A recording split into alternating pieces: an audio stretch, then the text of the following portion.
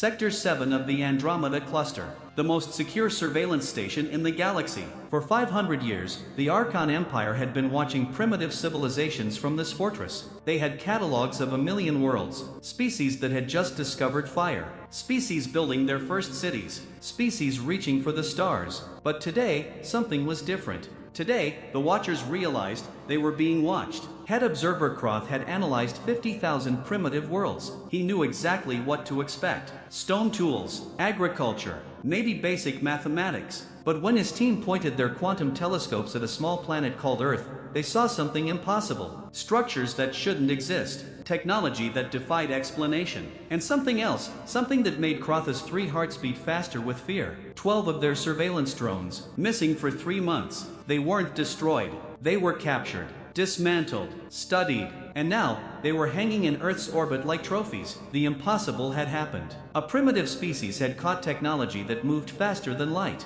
The Galactic Surveillance Network had never called an emergency meeting before. For centuries, they had watched primitive worlds without consequence. But 17 different civilizations had lost observation equipment near Earth. Over 200 drones gone. And nobody knew how a species that still used fossil fuels could catch technology that moved faster than light. Commander Vex of the Silicon Collective spoke first. His mechanical voice echoed through the chamber. Our AI probes are perfect. They have quantum processors. They predict every possible outcome. But the humans did something our AI said was impossible. They caught our probes using technology we invented last month. Science Director Zara pulled up the data that terrified everyone. Human technological progress wasn't following the normal pattern. Most species took 10,000 years to go from basic tools to space travel. Humans did it in 200. Most species needed 50 generations to understand captured alien technology. Humans needed 50 days. But the worst part? The humans weren't just copying alien technology.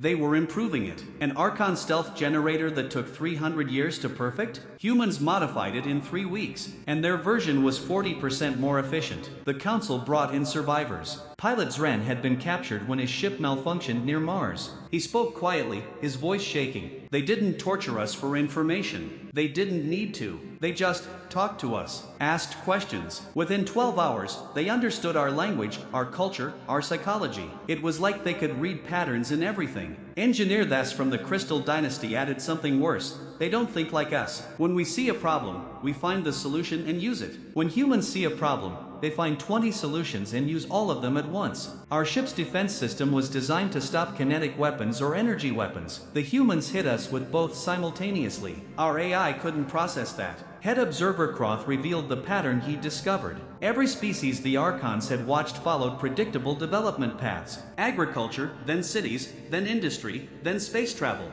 But humans had developed things out of order. They invented computers before they perfected flight. They split the atom before they understood their own biology. They sent signals into space before they could travel beyond their moon. Don't you understand? Croft said, his voice rising. Every other species we've watched was logical, predictable, safe. But humans? Humans are chaos. They try everything at once. They fail constantly, but they learn from every failure. We've been observing them for 100 years. In that time, they've gone from flying in primitive aircraft to landing robots on other planets. At this rate, in 50 years, the debate lasted for hours. Some species wanted to destroy Earth before humans became a threat. Others argued for immediate contact and alliance. The Silicon Collective proposed something different: complete isolation. Quarantine Earth. Stop watching them. Pretend they don't exist. But Observer Croth stood up one last time. We can't ignore them, he said, because 26 hours ago, we received this. He played an audio transmission. Static,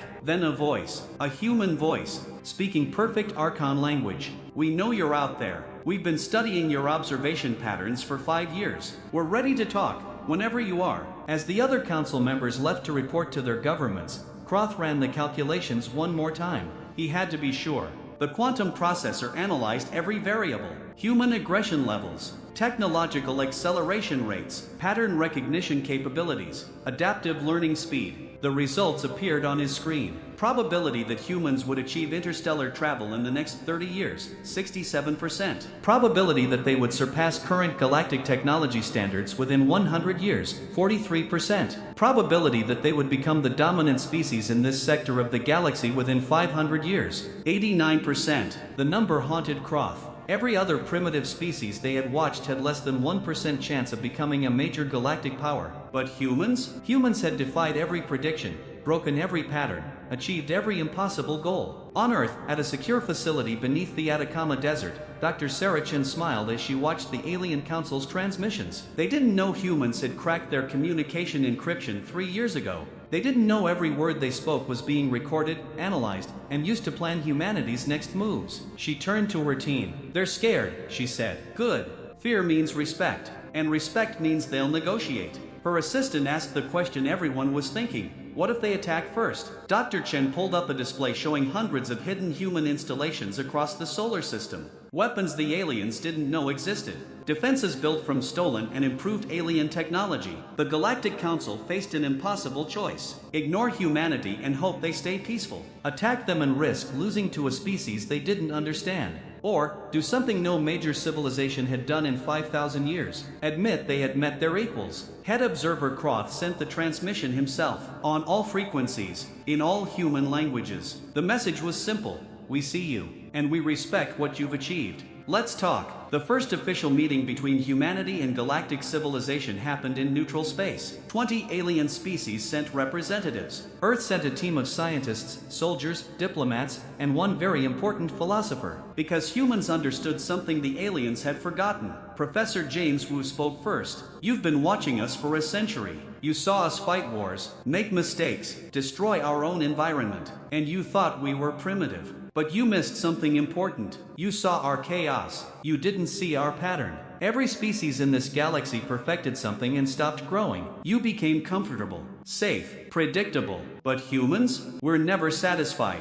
Every problem solved creates 10 new questions. Every answer leads to 100 experiments. You see chaos. We call it progress." The galactic community had to make a choice. See humanity as a threat to be controlled, or as a partner that could help them grow again. Most species chose partnership. Some chose isolation, and a few chose hostility. But by then, it didn't matter, because humanity had proven something no civilization had proven before. That being watched doesn't make you weak. It makes you careful.